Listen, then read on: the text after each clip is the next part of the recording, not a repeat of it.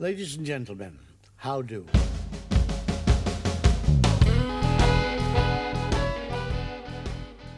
Hello and welcome to Mondo Street Social Club, a new podcast aimed at bringing creative minds together. Mondo Street is about sharing the creative process, discussing the highs and lows, and talking about how we cope when the creative genie eludes us. Pull up your comfy chair, put in your best headphones, and enjoy the next hour.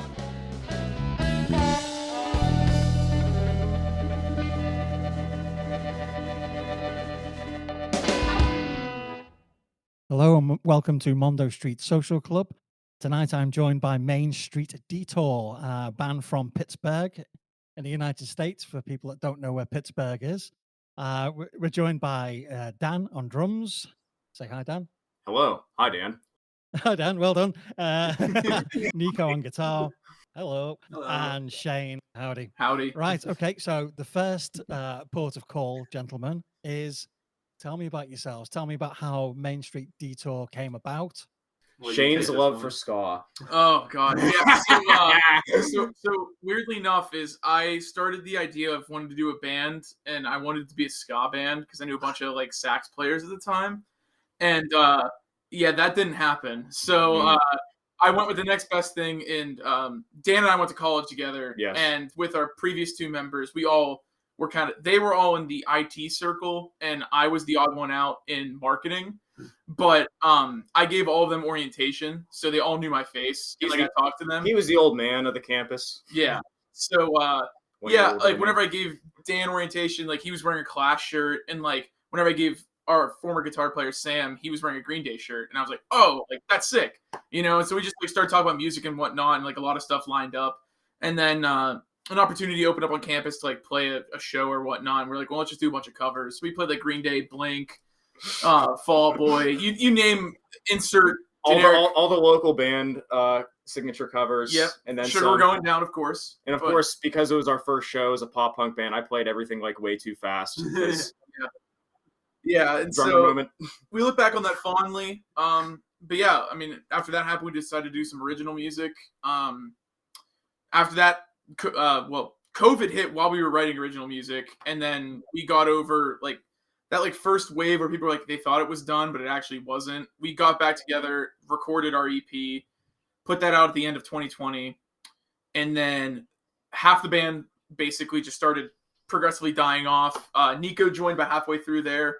We met Nico through like the local house show scene and like local. He was in another band at the time. Although Nico knew me before he knew you. Yeah.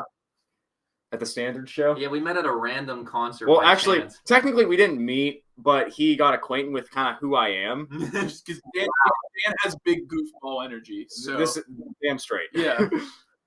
So yeah, no, and then Nico joined, and then our other guitar player left, and we've just been a three-piece ever since. Yeah, and we've just been digging it. We never wanted to add like another person, at least not yet, just because we started writing our debut album, and we're still in the midst of that. So we didn't want to bring somebody in and be like, hey, don't write, because we like what we're doing, so you're just going to play what we're going to tell you. Like, we thought that's like not fair. So yeah, so that's what we're doing now is writing a record. Couple singles have been out so far. And we're self-producing. Well, aside from Pete Sen, who's doing the mixing and mastering, we're doing all the recording basically in our houses and stuff. I have a space for recording drums at my folks' basement, and we just kind of do guitars and vocals like wherever. Honestly. In this very room. Well, we've been doing them in this very room. So yeah, ooh. Yeah. So that's kind of where we're at now. It started out as a cover band in college, and now we're doing originals and whatnot. So it's cool. It's Thursday. It's time to get paid. It's time to waste all my money in less than 20 minutes. Try to fill the void, or maybe I can partially diminish that sinking feeling that is building in my gut. So the single LSD then, is that the current lineup?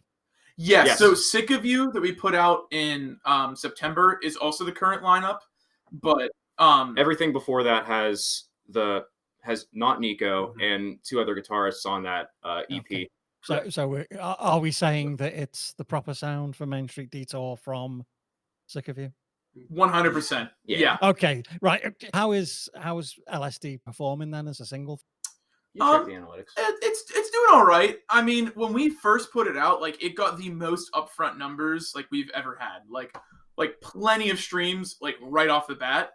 But then it just kind of died off. And in all honesty, I think that just equates to what we've been doing after that. We have not been playing many shows after we released it, but coming up to the release date of the single, we are playing. I think we played like 5 shows in like the first month and a half, which is like pretty rare for us, just because when you keep playing the local scene, you're not really getting much exposure. You know what I mean? Like you keep playing the same place every time. Like what's actually changing?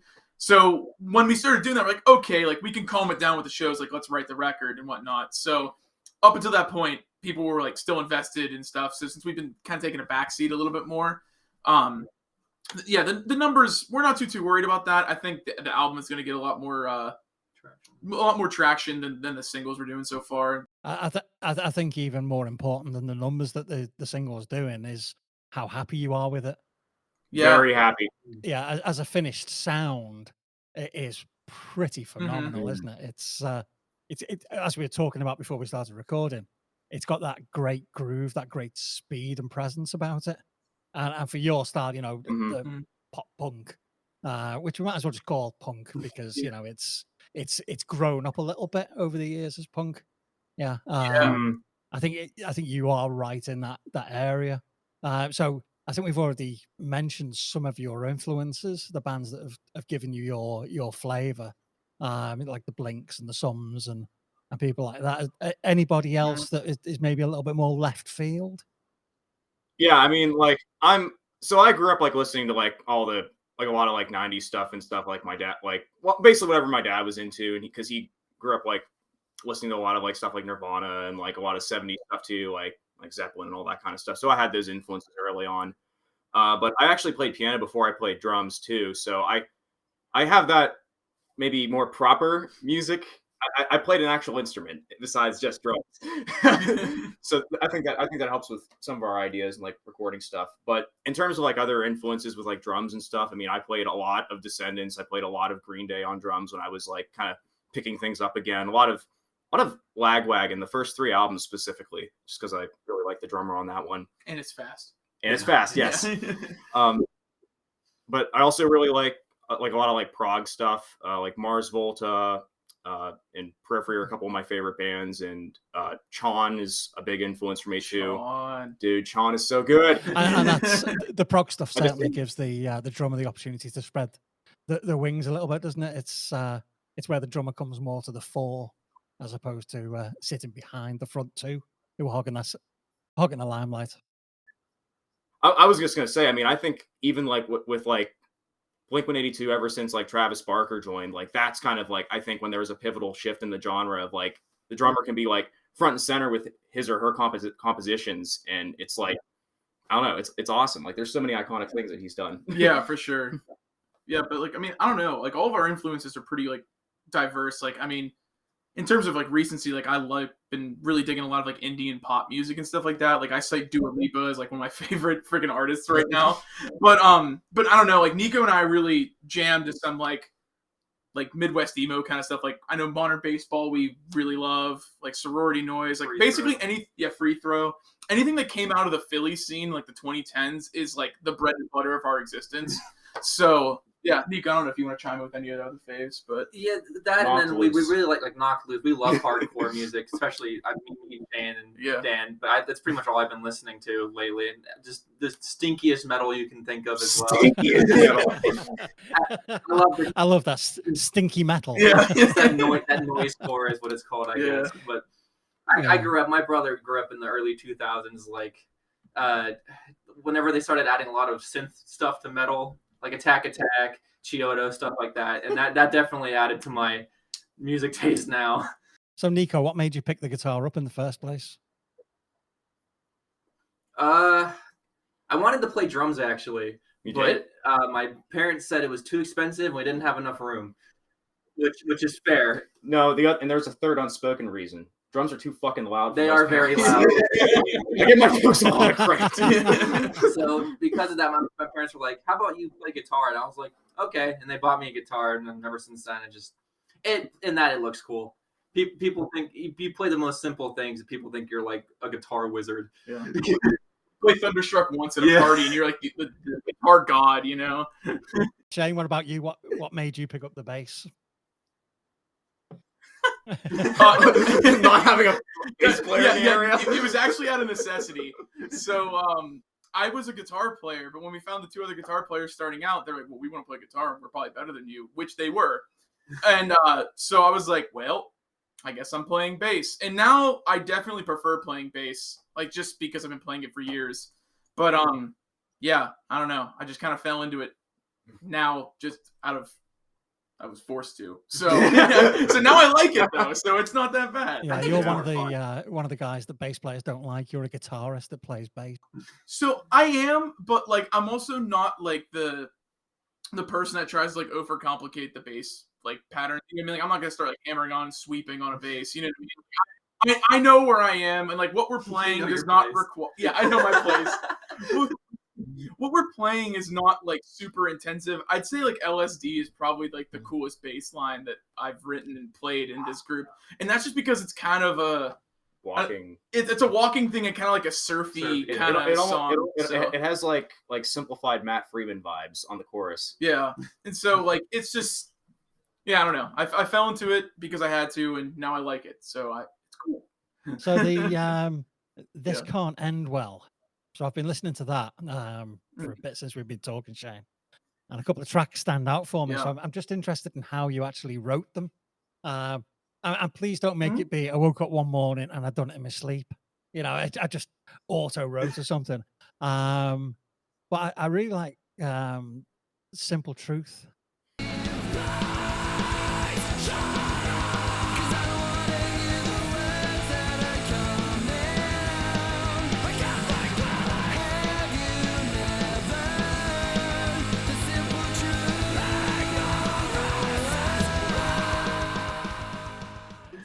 So that one actually, we woke up and it just came to us.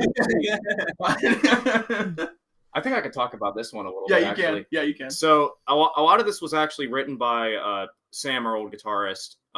Me and him were jamming one day, and I can't remember what song we were playing, but it was one other song that like ended up on the EP, and it was like one of those things where like I think it just kind of devolved into randomness, and like he was playing something, and I was like, hey, that's kind of cool, and I think we were just kind of like jamming various grooves over it or something. And what I ended up playing like that opening, like sort of like not really D beat, but whatever the hell you want to call that fast beat. I actually completely copied that from a All song called New Theme off of what was it, Allroy's Revenge, I think, from like 1989. Bill Stevenson playing drums. And, please don't sue us.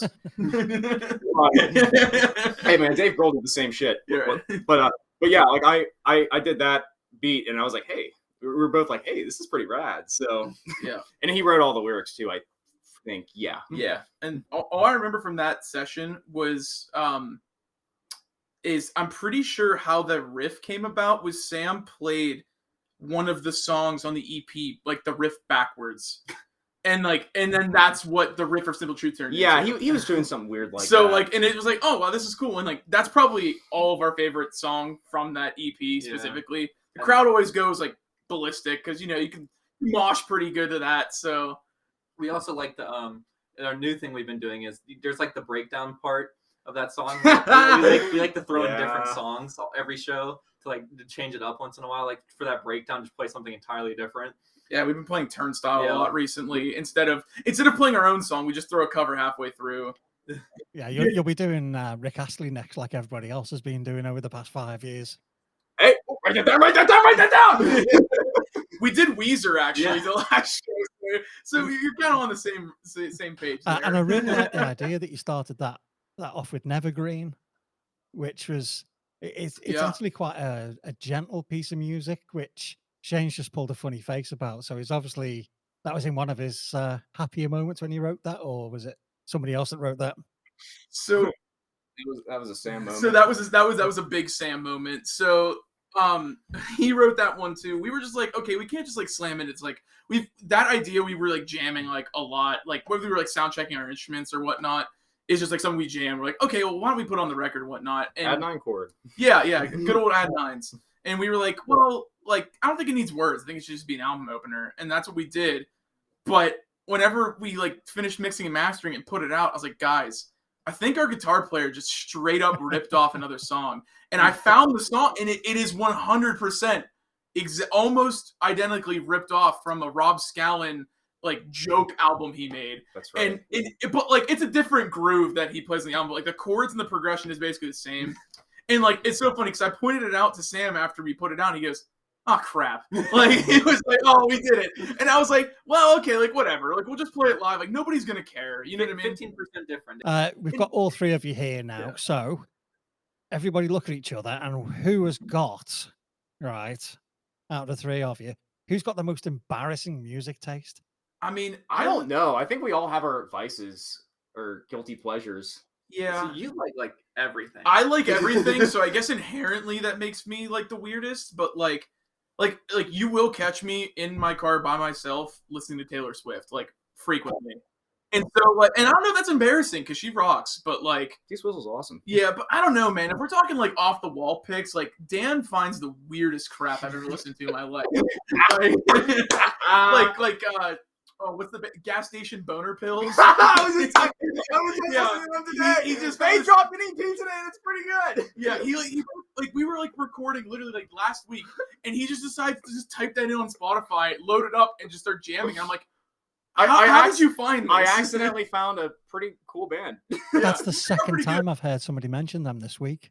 Seriously. What? Wow. Like the actual. Yeah, they were, Like the they were band? on a podcast. I can't remember which one. I can't remember which one it was. It was either Two Bears, One Cave with Tom Segura and Bert Kreischer, Oh really? wow, or that's crazy. Tuesdays with Stories with Mark Normand and Joe List. Nothing's Okay, really coming anybody on. like Usher? Because that's a bad artist in my book. Usher? Not really. So his drummer that I don't know if he's still with actually plays with him, Aaron Spears, good player. I'm a big fan of Usher's drummer. And apologies to Usher if he's listening. And if he's listening, lads, we've made it. Get him on the Yeah, podcast. come on.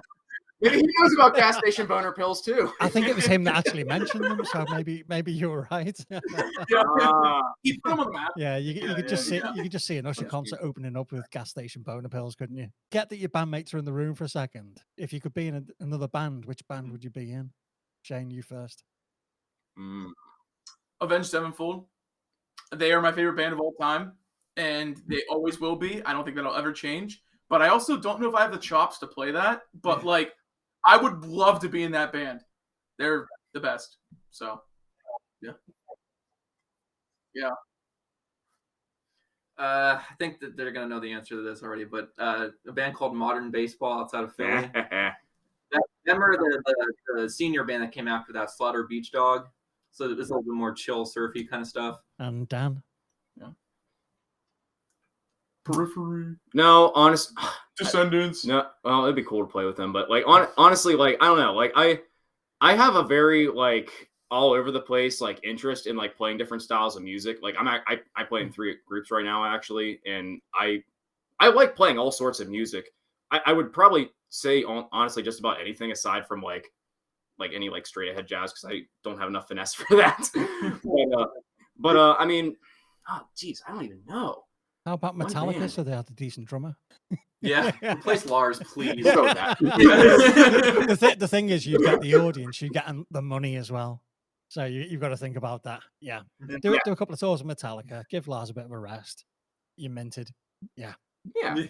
He needs one more. Metallica, let us open for you. If Yeah. you're watching this, Let me- it's Metallica, Usher, Main Street Detour. Let's get the tour going. Yeah. Gas station. Yeah. But, Yeah, gas station can we get the billing the right way around? They're supporting you. Yeah, there we come go. on, Yeah, you've got to aim high. If you're going to aim as a support act to Usher, aim higher than that, please. So, what is your creative process then? Because you know that the podcast is about being an artist, having a creative mind.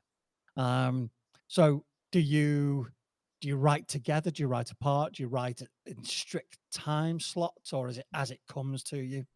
Definitely as it comes to us. we never been one to like put ourselves in a box and force ourselves to write. Sometimes that's how we get the worst material we've ever written. But This is true. many scrap songs were forced, but it's all right. Yeah, no, I'd say we're all pretty scatterbrained. Like we'll write something, oh that's cool, but like check this out, and then like and then we'll do that, and like oh that's really cool, let's work on that, and then we'll work on that, stop, and then revisit it in like 3 months. So like, I don't know, our creative process is just like kind of different. I mean, everybody comes to the table with something different, but like in terms of like getting stuff done when we're recording and whatnot, we have like a really good process of like blending everybody together. Like weirdly enough, Dan is our lead guitar player on the record because he's really good at playing drums and writing leads. I'm a terrible guitarist though. Don't ever make me play live. It's just it'll be messy. Yeah, so like he does that, and then Nico and I kind of like usually collaborate on lyrics and whatnot. Like if he has any gaps, like I try to fill them, or vice versa. And then get like rhythm guitar and bass, we all just kind of pivot. You know what I mean? Like we have a really good synergy. There's no like assigned roles except obviously Dan's drums. That's No one. He's the best drummer around, but yeah, I can't even play drums, so I give it to him. I can play drums like a guitarist. I think we're all pretty together though when it comes to writing. Yeah, for sure. What about when creativity evades you? How do you deal with that as a band? I think like the most obvious answer is probably like Chinese fighter drill, the instruments. Like immediately get out of what we're doing so we can just like think with a different brain by playing a different instrument. But I don't know, sometimes we just gotta like get out, like go do something and then come back and revisit it. We've done that many times. Yeah, I don't know. Or like just try demoing out and just like try to see if anything sticks, and if it doesn't, then like okay, we scrap it. But like at least we tried, you know. I think a lot of another thing is listening to other bands that we like at least kind of want to sound like or think we sound like, because then I don't want to say we steal ideas, but like we hear something and it's like, wow, that's cool. How can we do something like that? Yeah. And then it always gives us more motivation and creativity towards stuff like that. I agree. And for me, sometimes I need to like detach myself from like honestly the sound we ultimately kind of go for, and like I'll listen to something like completely not what like we would ever sound like. I was on a weird like I don't know why I was on a really massive John Mayer kick last year. Like it ended up being my top artist, and I was. But I also learned honestly like even listening to that though, like I came to appreciate Steve Jordan as a drummer because I was listening to like the Continuum and like that lineup essentially, and just that approach that he has like kind of like gave me like a refreshing take on my instrument that I play, even though I play nothing like Steve Jordan. That's a good pragmatic approach, and I like the Chinese fire drill. I like that idea of everyone running around and grab a different instrument, give it a different go. One thing that I've discussed with other artists that I've had on is this idea of nature or nurture. So one by one, do you come from families that have creative or musical parents or siblings? So my great grandma on my dad's side was a guitar teacher. My dad plays a little bit guitar himself, and I think my grandpa on my mom's side played violin before he went to the Korean War, I think. And but I mean, as far as like immediate like musical influences in my household, I can't say like it wasn't like my dad was like always like playing gigs and like always playing guitar stuff. I mean, you'd jam on acoustic and stuff, but like I didn't play guitar really a whole lot when I was younger. But honestly, I would say while like isn't like musical blood or a ton of musical blood or whatever in my family, I mean, my folks have always been extremely supportive of really anything I want to do, and they've always been really awesome with that. Like my dad especially will always try to come out to gigs and stuff. And honestly, I think that just that's been the biggest influence, I think, in terms of that, I'd say. Nico?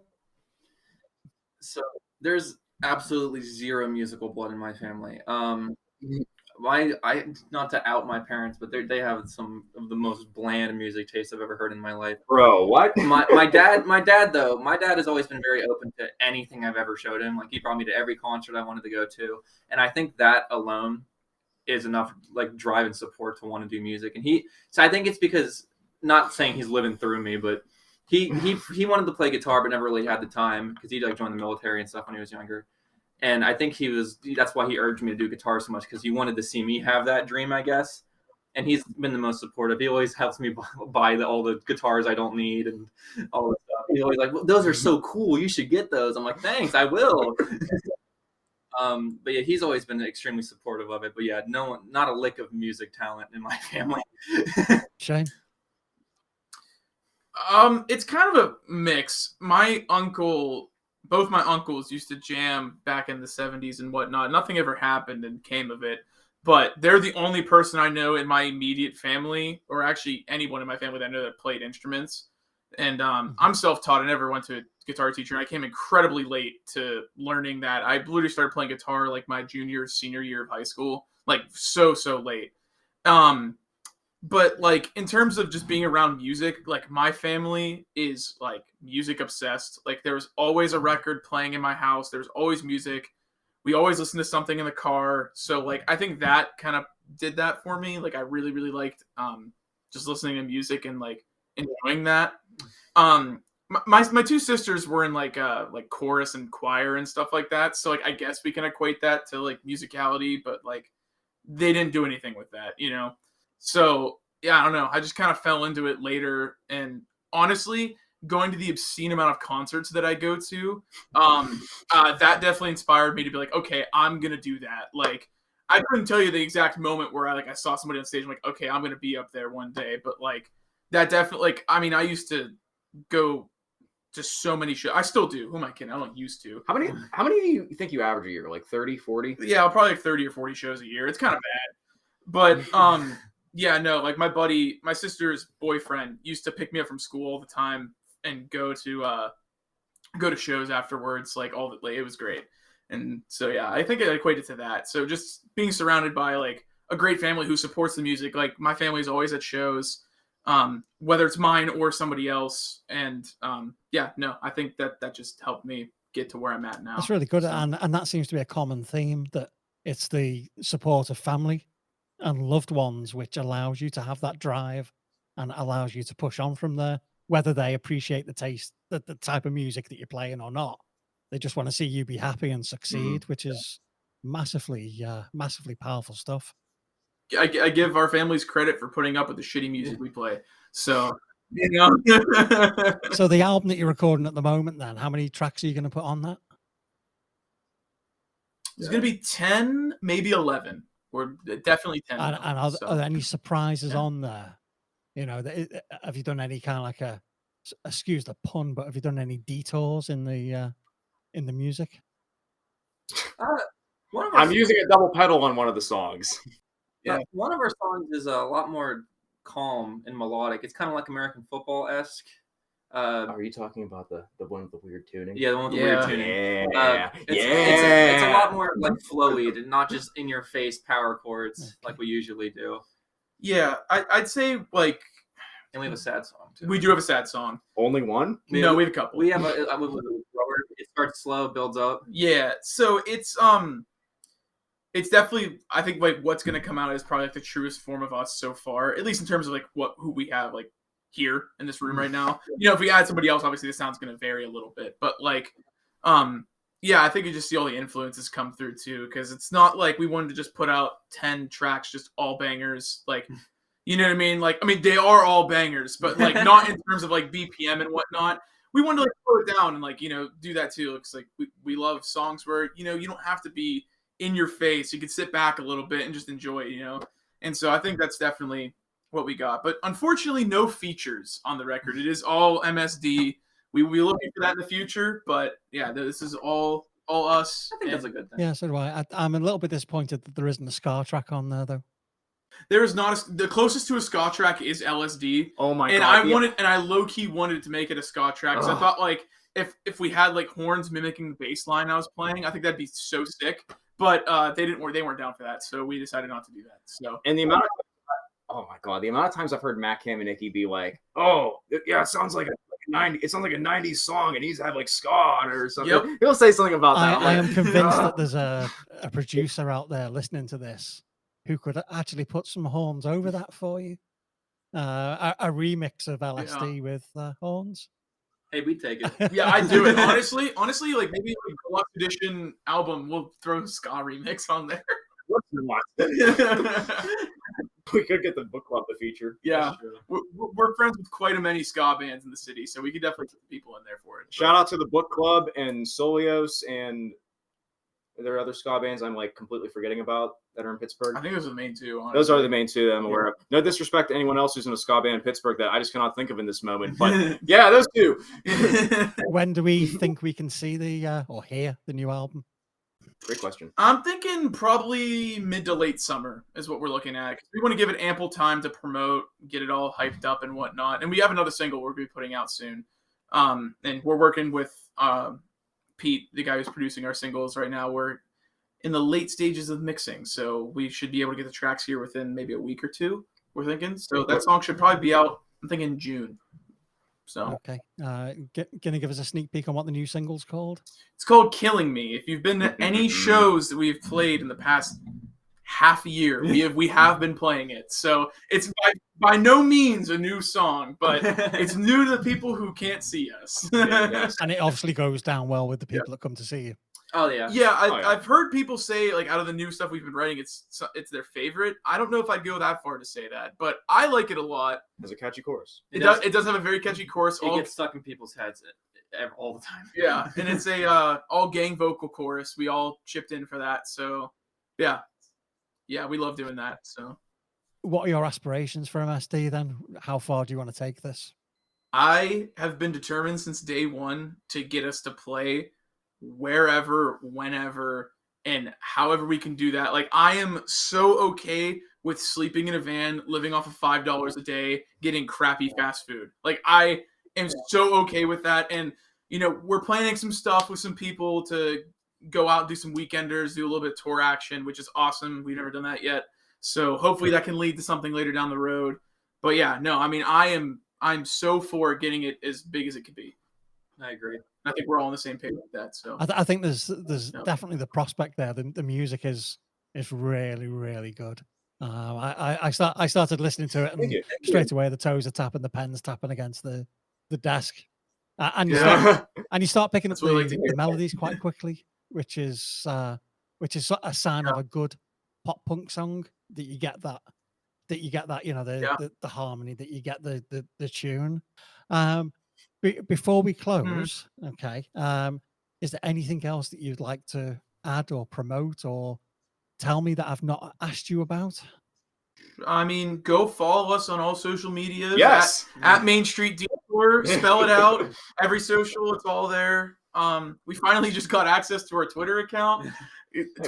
Twitter has been awful to me, and I have not been able to get in it for the past year, and I finally just got access to it. So if you want to see us shit post on Twitter, go follow us there. So from my point of view, I would strongly recommend that everyone listens to the single LSD, hits the long EP up, and then waits for the album, which we're going to say, is it going to be digital only, or do you think you might do some vinyl pressings as well? We know some people, so we'll see if it's possible. We'll see what we're thinking. I'm thinking I definitely we'll at least have CDs for sure, but I definitely would like a physical release for this. I think it'd be awesome. It'd be really cool. That'd be really good, and it's also good for promoting the band and giving a prize out to a fan, or you know, something like that. So it's definitely worth doing. Gentlemen, I say that in inverted commas because you're a pop punk band. I can't be too polite. It's been an absolute pleasure talking to you. I wish you nothing but success. When the album's ready, please come back. Tell me about how you didn't kill yourselves, how you survived, and how you're still friends, and how you're still together. But thank you, Dan. Yeah. Thank you, Nico. Thank you, Shane. Thank you, everyone. Thank you. Cheers. Thank you, sir. I'm still not over you, and my friends are getting tired of your name.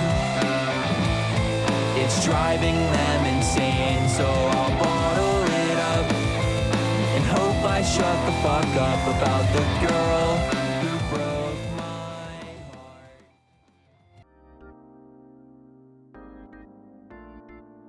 Thank you for listening to this episode. Thank you to our guest. As always, please like, share, and subscribe.